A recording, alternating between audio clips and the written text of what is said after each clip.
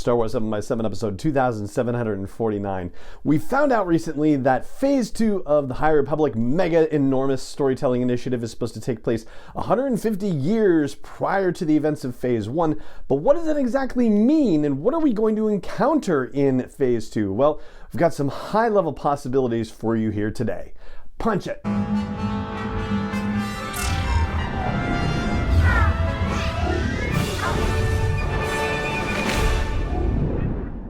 Hey Rebel Rouser, I'm Alan Voivod and this is Star Wars 7x7, your daily dose of Star Wars joy, and thank you so much for joining me for it. If you happen to be watching the video version of this and wondering why I'm all bundled up, well, here in New Hampshire it is 0 degrees outside, -20 with the wind chill, and you know how even when you're inside you just kind of can't shake the cold? Well, I've been out in it, and yeah, still can't quite get it out of my bones, so I'm bundled up even in the studio here. But I think that's enough talk about the weather. Let's talk instead about the High Republic, about Phase 2, which is entitled Quest of the Jedi. And, that's really kind of an interesting thing because it does suggest that the Jedi have a very particular purpose in this second phase of the High Republic that's taking place 150 years prior to the events of Phase 1. So that roughly starts us off in 382 BBY, because Starlight Beacon launches in 232, just to give you the numbers. And so we're going to go over 5 particular categories of things that we might see, and I'm going to throw out a couple of extra wildcard things just for the fun of it. There's one particular group from Phase 1 of the High Republic that, because of the fact that we encountered them, you might be curious about hearing more from them in Phase 2 and going back in time a bit, but I don't think we're going to see anything from them, and that's the Drengir. And the reason why I say that is because they had been frozen, and the Great Progenitor, who is the main Drengir person, that particular Drengir had been frozen on the Maxine space station for many, many years by the time that we got to meet them initially in Into the Dark, and that was Claudia Gray's first novel in Wave 1 of Phase 1 of the High Republic. And at the time at which they were interacting with the Sith before the Sith put them into that stasis situation on the space station, well, that was a time period, the way that it was sort of portrayed, it was a time period that the Sith were operating more in the open, basically. And so that would actually put the Drengirs freezing to well before any of the events that are going to be happening in this Phase 2 of the High Republic. And since we're bringing up the Sith, let's just lay out where they are right now. So the Sith are in hiding for all intents and purposes. They had the Great Jedi-Sith War, and it ended around 1032 BBY.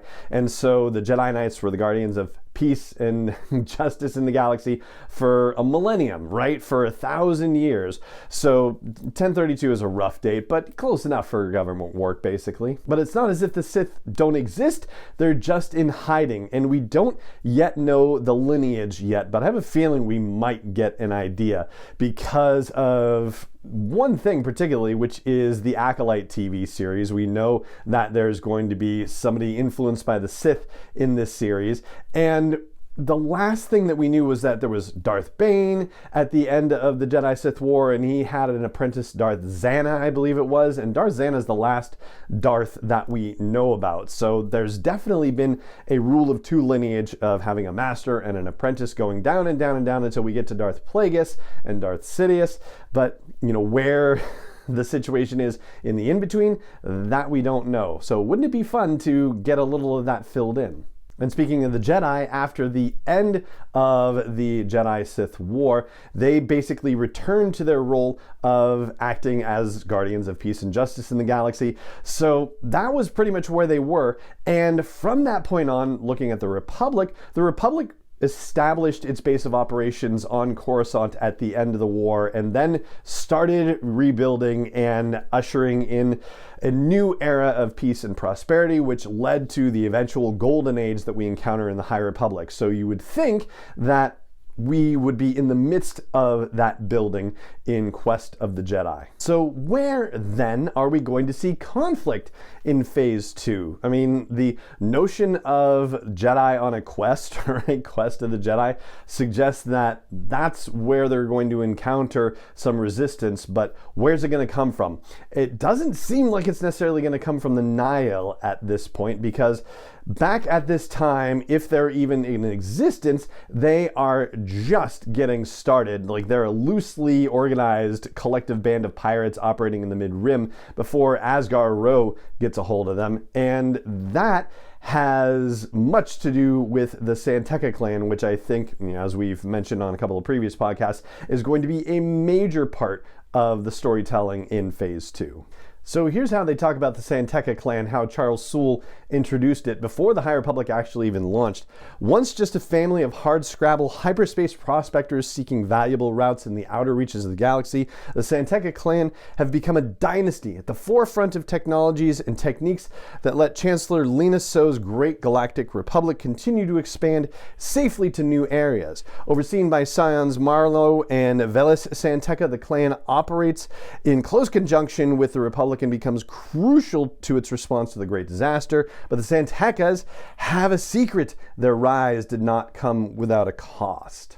So it's that great cost that I feel like is going to be revealed in the events of Phase 2, because also we have to consider the fact that Mari San Tekka, who is the San Tekka clan member who discovered the paths, who was subsequently kidnapped by Asgar Ro and then kept in that medical stasis tube for more than a century, or at least she was kept alive for more than a century, definitely beyond her normal lifespan.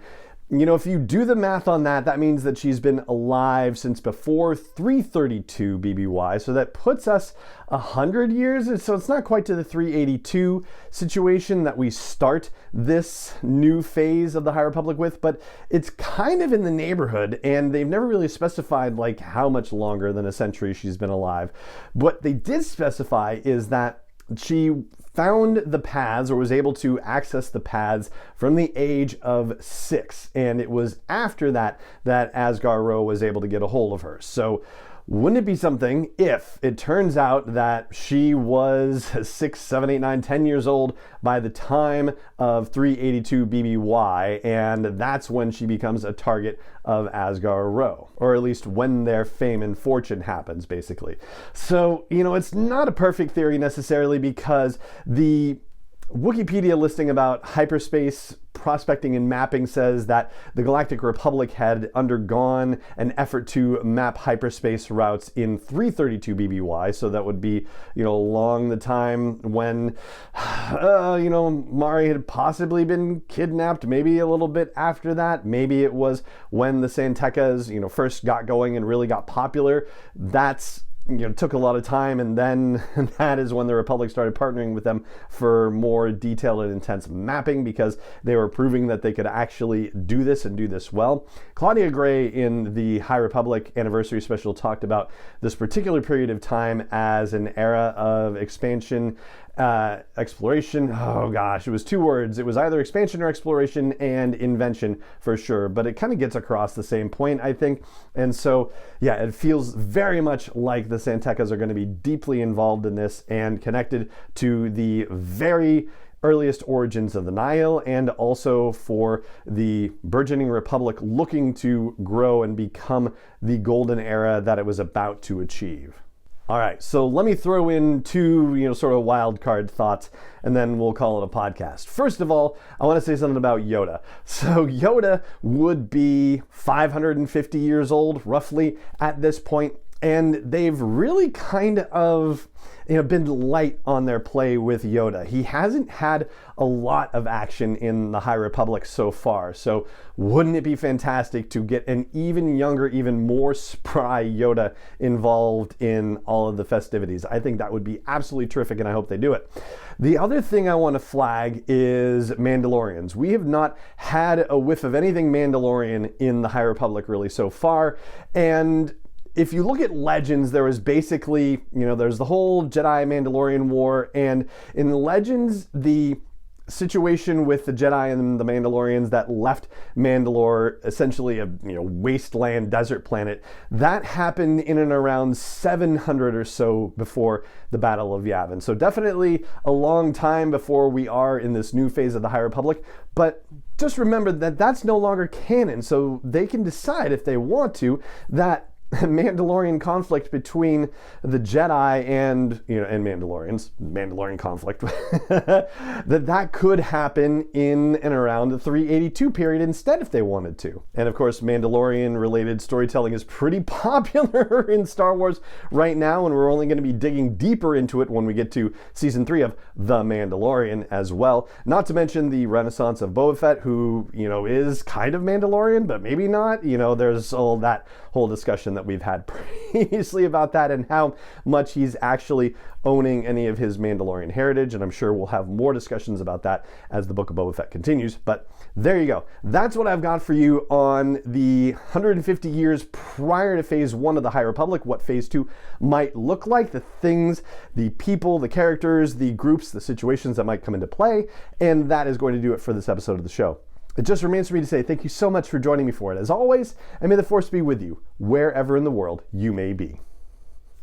Star Wars 7x7 is not endorsed or sponsored yet by Lucasfilm Limited, Disney, or 20th Century Fox, and is intended for entertainment and information purposes only. Star Wars, the Star Wars logo, all names and pictures of Star Wars characters, vehicles, and any other Star Wars-related items are registered trademarks and/or copyrights of Lucasfilm Limited, or their respective trademark and copyright holders. May the Force be with them. All original content is copyright 2021 by Star Wars 7x7. We hope you love it.